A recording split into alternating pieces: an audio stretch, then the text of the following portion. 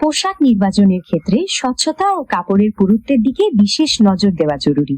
যদি পরিধেয় পোশাক এইরূপ হয় যে আবৃত অংশের চামড়া বা দেহ আকৃতি তার বাইরে থেকে ফুটে ওঠে, তাহলে তা পোশাকের মূল উদ্দেশ্য পূরণ করে না।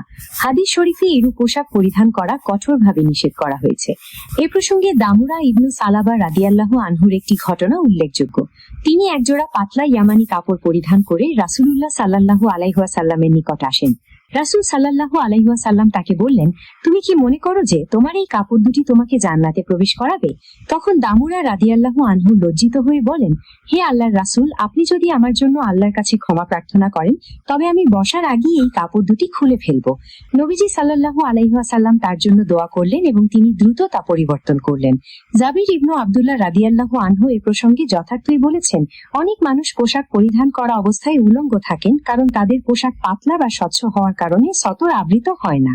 পোশাকের ক্ষেত্রে নারী ও পুরুষের স্বাতন্ত্র্য বজায় রাখা ইসলামে আবশ্যক।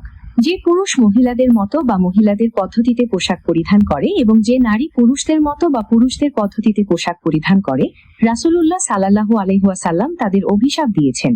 এছাড়া পোশাকের ক্ষেত্রে অহংকার ও প্রদর্শনবাদিতা থেকে দূরে থাকা জরুরি।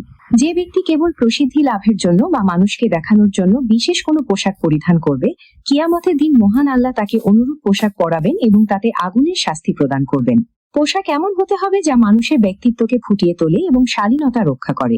এ প্রসঙ্গে ওমর ইবনুল খাত্তাব রাদিয়াল্লাহু আনহুর পরামর্শ ছিল অত্যন্ত চমৎকার। তিনি বলতেন, এমন পোশাক পরো যা পরলে মূর্খরা তোমাকে অবহেলা করবে না এবং জ্ঞানীগণ তোমাকে নিন্দা করবে না। অর্থাৎ পোশাক হওয়া উচিত পরিমিত এবং ভারসাম্যপূর্ণ। পরিশেষে বলতে চাই, পোশাক কেবল আমাদের শরীর ঢাকার মাধ্যম নয়, এটি আমাদের ব্যক্তিত্ব ও ঈমানের প্রকাশ।